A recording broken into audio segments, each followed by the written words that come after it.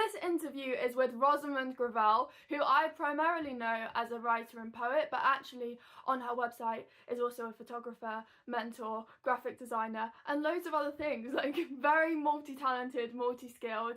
And I actually performed an extract of some of the writing from one of her plays previously, and it's such beautiful writing. Like, I kept the physical copy of the extract I did because I think it's just such well-crafted writing. And sometimes you meet people and you're like, these people are really creatively impressive, so I'm going to hold on to their writing, and I end up like bringing up their name in conversations all the time because I'm like, this work is so good.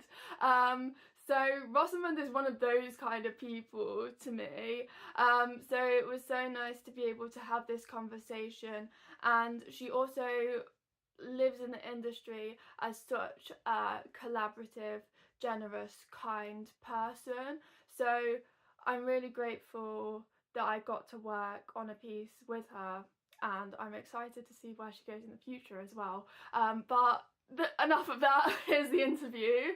So the first thing I wanted to ask you about was about, I've heard you previously say that you get ideas come to you as images, but I wanted to ask you more about how you find and brainstorm ideas. Sometimes it's just like, sounds really stupid, but like a vision, like it must have come from a story that I've heard, or like something I've read, or a historical story, or a character. And then I kind of like, obviously if it's like a historical person, then there's usually a story there. So that sort of allows you to either kind of like choose a tiny bit of the story or do a kind of like biography thing. I kind of just let it marinate for a while. And then it comes like a bit of an itch, I guess. And then I'll start writing. But yeah, I think that kind of like ideas come when sounds really stupid, but like in the ether, it feels like a little thread being like loose, and then it feels, oh, you kind of want to explore that a bit more. So yeah, it's really, really diffuse, sort of like the one that I'm working on at the moment, as a project. One of the I'm working at the moment, that came from a completely different way. So it was sort of like these images, strangely, of like 1980s people on the stage, and then it kind of morphed into this play called Love Is Never Wasted. So it can come from just very strange places, but I think that it's everything that you read, everything that you see, and then unconsciously it's just something that germinates within. That's how it is. But like with my historical stuff, which I've done quite a lot of historical plays, it's, I don't know, just some of the characters just kind of tug on me, and it's sort of like, oh, I need to explore that, and that's really interesting. So a lot of times I'll also just read about the subject if it's historical, or if it's completely an invention, it's just kind of letting them marinate and letting them be, and then the idea comes. That's really interesting. And I know you've written quite a lot of historical plays, and you've also said in previous interviews that like plays set in the 16th century can be harder to fund. So how do you consider and balance that when deciding which of the ideas you formed you want to develop? Another really great question.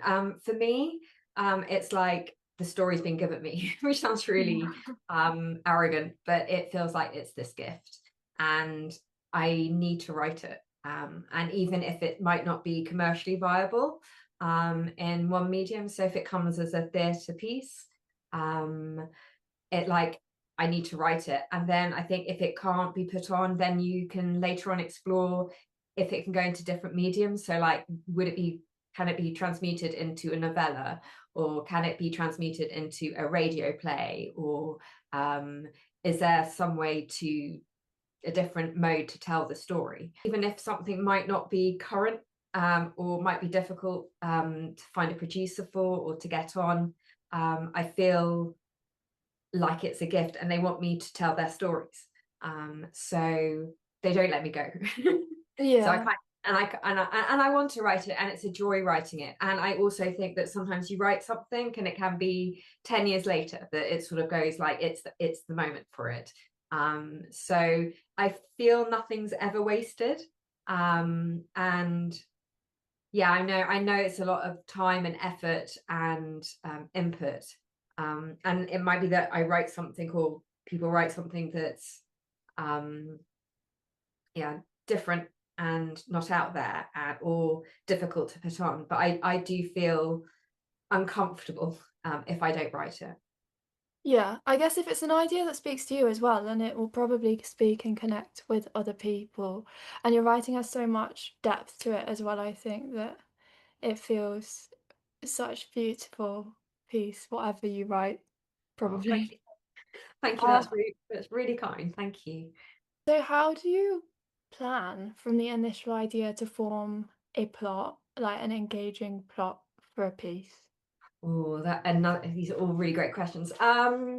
So again, like with historical stuff, sometimes you've got kind of not the plot given to you, but you've got the characters, and then it's how they act, how they interact when you're writing them. So you kind of, a lot of the historical stuff, um, especially kind of more, I would say, recent history. So like all the Tudor stuff that I write. But when I write, it's, you've got to keep in mind, is this interesting for the actors who are going to play it? Is it interesting for all the people involved in the production? Is it going to be interesting, as you said, for the audience? So what's the drama points? What's the fighting points? What are the protagonists and antagonists doing? Are the characters different enough within the play as well? So that as you go on, even if you sort of have a really good sort of like scratch of a story that really needs to be written, if the character is sort of, it's good, but you can't create a drama, or you can't create tension. And I know there's sort of lots of different plays, but yeah, and I think it's sort of about a journey of the piece, and the intent behind it as well. So if you feel that you're truthful for the characters and the characters are speaking to you, you can put drama into it, or you can put action into it, to make it an interesting, viable story. So that's what you do, and then you shape it and craft it, and then you kind of have to see, is it, and also, is it interesting to you as a writer, right? Or because you're the first audience as well. These people have come into your life and said, write me, and they're on the page, and like, after you've written the piece, is it interesting for you? Would it be something that if you were an audience member, would you want to go and see? Or if you were acting in it, would it be like really cool? I want to do this piece, and for whatever reason. So those are the ideas, and that's kind of how the plot comes. I used to be really rigid, and basically like saying, this is the start point, this is the end point. And sometimes you kind of need that as a writer. But if you let the characters flow, and if they're right and three-dimensional and true, then you can see where they want to go to. Again, it's, if you're doing something like historical drama, of course you can change the outcomes and the drama, but then you have to consider it for when you want to put it onto the stage, that a lot of people who love these historical characters that are well known, if you do change it, obviously people are very open a lot of the times, but some people really want the sort of the history or the actual story that they know. And so then you have to make choices then, I think. It's interesting it feels like it's quite a free-flowing process and quite character led rather than having I will hit this beat, this beat, this beat. Is that how you approach it? Or Yeah, both? I think so, but I think that they're in tandem. So like, if you've got in the back of your mind what the beats are and where the inflection point is, and vaguely what the rough path of the story is, yes, the character will show you it. And of course you can have arguments with them sometimes, like another character will want to take over of the stage or have a bigger voice, and it's sort of like you have to wrestle with that. But you have to be aware of the inflection points and the structure of a play or whatever mode of creative writing you're writing in. So you've got to have that all unconsciously in your mind as well. It also depends if you want to subvert that. So another play that I've written called Silent Night, sort of, it changes the structure of the first act, which is usually quite short. So I made that quite a long one. But then that's in the premise of Russian drama. So sort of it's a conversation with that. and again subverting expectations, which I think is really important as well, to keep it fresh, and maybe also to provoke conversations as well. I mean, that's the point of writing and the point of art and the point of actors and this whole fantastic thing, is that it should leave you with something, and it should leave you something to discuss. And sometimes it's one of those plays which people don't get at the time, and then 10 years later it goes like, oh, this was like really great, and you have to revive it, and it's like interesting. And moving on to when you've got a script and you're wanting to refine it, like we met at a scratch night, but how do you approach, or how can you approach refining ideas and like scripts and pieces? Yeah, so for me, it's I obviously write the thing, and then hopefully I'll get a scratch night, or I'll get a group of actors together, and there'll be a read through.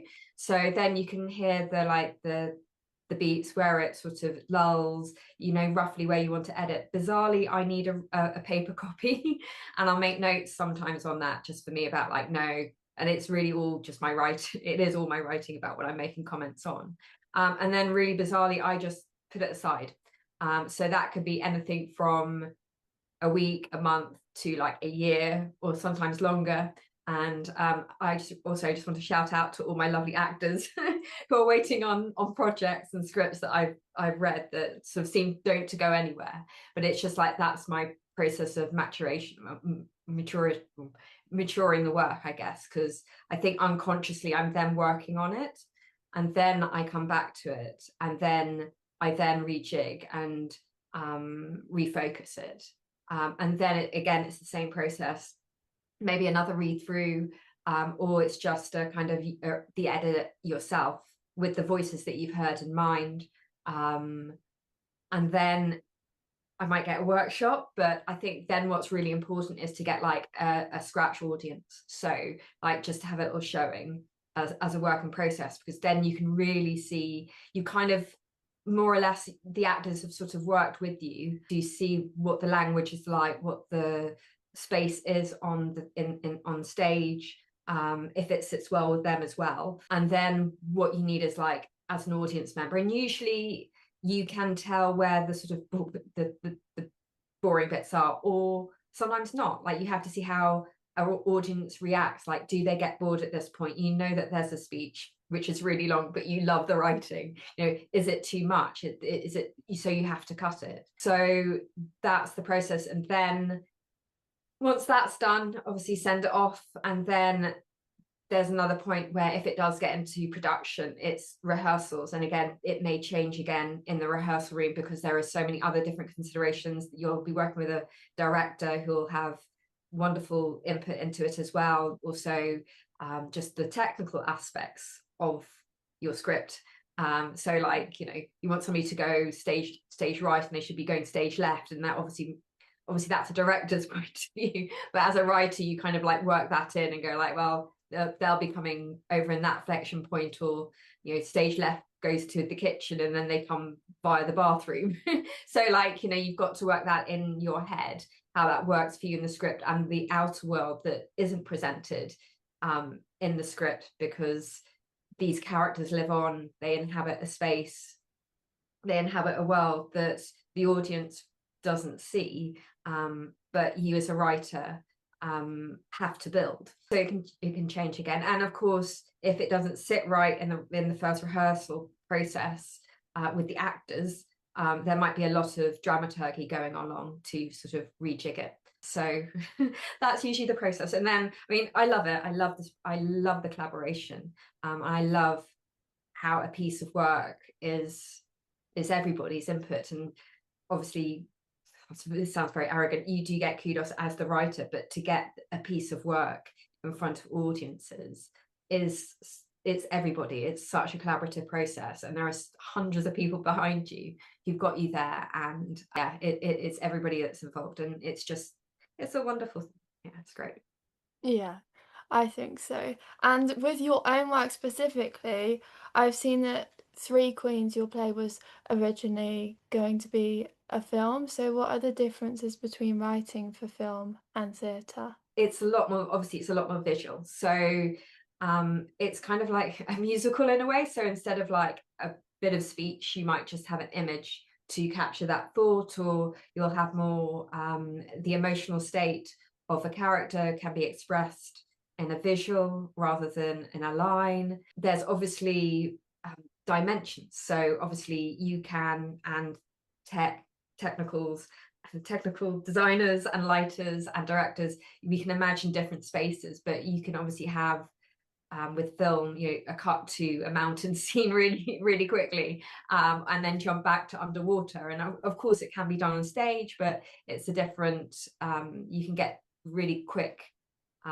edits. You can go inside people's heads quite a lot in film. I mean, obviously we can do both things in theatre, but it's just, there's a lot more sort of I think internal techniques with film. And obviously a lot of the time with film you're following one protagonist rather than, I think sometimes in stage you can obviously have the ensemble who all add into the moment and the flavor and the texture of the atmosphere and the response that you want to give the audience, whereas I think in film you are more looking at one person's point of view.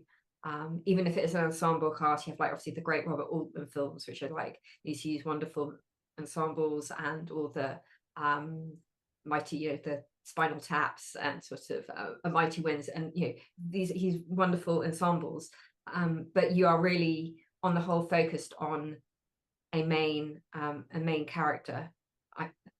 I could be completely wrong, and I'm sure there are people out there who will passionately disagree with me and need to let me know that I have got it completely wrong. But those are the I think those are the main differences, I think. That's very interesting to hear. And then how do you approach getting your work made and put on? Oh, another really great question. So there's obviously cold submissions to production companies, shout outs, and theatres. Then there is competitions.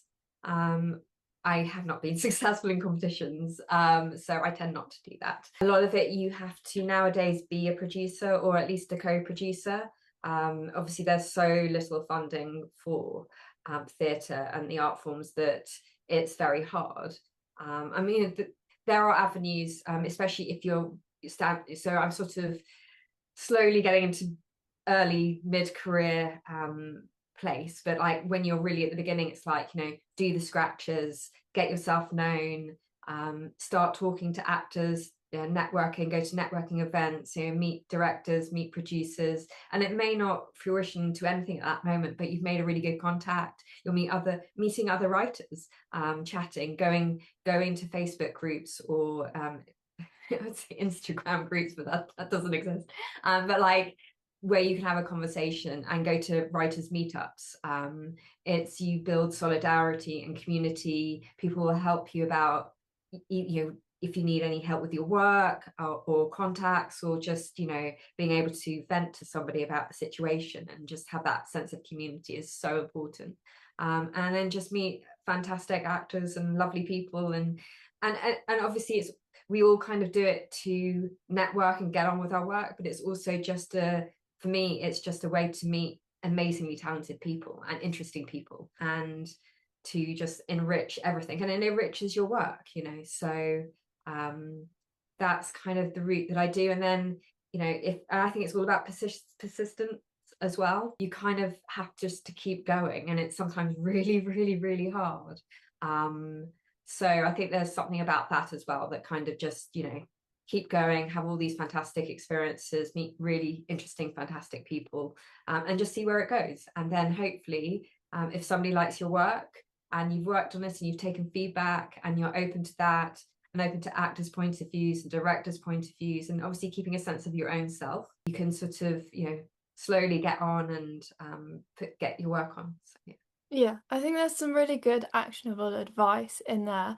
And it's interesting to hear you talk about getting other people's views on stuff. Like, has there any, I can't speak, has there been any feedback that you've had that's particularly stood out to you? So yeah, it's another really great question. I mean, sounds really, there's been loads of really great feedback, but there's one that stands out from a really dear friend of mine called Celia Delaney, and she's fantastic. And she said, just keep going. Like, you have to get over the no's, because like the first no's, getting your work out there, whatever it is really hard, and you feel really vulnerable, and it's the worst feeling to get a no. And she just said, you just got to keep going. You got to keep getting used to the no's, and you'll soon not feel, it won't feel as excruciating as it did at the first start. And she's so right. And a lot of our work is about persistence, and it's about belief in yourself. And, you know, obviously sometimes you have to take that feedback that, you know, sometimes people make a decision to pause for a bit and then go away and then come back, or might not come back. But if you build up the muscle to not feel bad when you get a no, and see everything that's been given as an opportunity, regardless of the outcome, and then just going for it, is probably one of the best things I've ever taken to heart, because it doesn't feel so bad now. Yeah, that's good. Because I think it can feel so intense at the start, but also knowing that everyone goes through that process Yeah, yeah. and it And gets like, easier. and also like we all want it, right? We all want that thing that we go for. And I've also just come to the point of just get used to the no's, but then also realizing in that kind of trite phase, it wasn't meant to be. And it can feel crushing. But then sometimes when you look back a year later, you go like, oh, you know what? I was completely not right for that. And it was actually really the right thing that I got turned down, or whatever. So yeah, I think that's, the no's are sometimes difficult to bear. But Yeah, actually they're a great learning process, and as you go on, it's not as bad as it was. yeah. I think that's a good narrative to attach to it, that like it's not right for you, rather Yeah, than thinking, oh, this means like this negative thing about myself. Like, yeah. And as you said, and that's absolutely the same, and it can feel crushing where you feel like you haven't got it. It sounds really awful. It's actually sometimes it is you and it isn't you. So you just weren't right, but it's not a personal thing. And when we do this job, it feels really personal, because we have to be open for the art and for the truth, what we do. But it's not you they're saying no to, and it's a really hard contradiction to find and to feel comfortable with. But I think that once you get there, it's actually all right, and you understand. I think that's some really good feedback to take on board. And I know you also worked as part of a talent agency, so is there anything that experience taught you as you've moved forward in the industry that you've taken with you? Oh, for sure, for sure. So it's actually, it sounds really basic, but it's just like basic courtesy. We obviously work at like 500 miles an hour. You know, we go for things, but sometimes just a simple thank you if you've got the time. You know, you're thankful for putting that forward, even if you might not have got the job, or it really does a lot. And it's really nice to have. And I know that we say thank you as a polite thing, especially because I'm British. So it's like an automatic. But if it's a real proper intent thank you, regardless, it does so much, because we're all human and we forget that. We sort of maybe get wrapped up in the anger of being rejected, or the excitement of being accepted.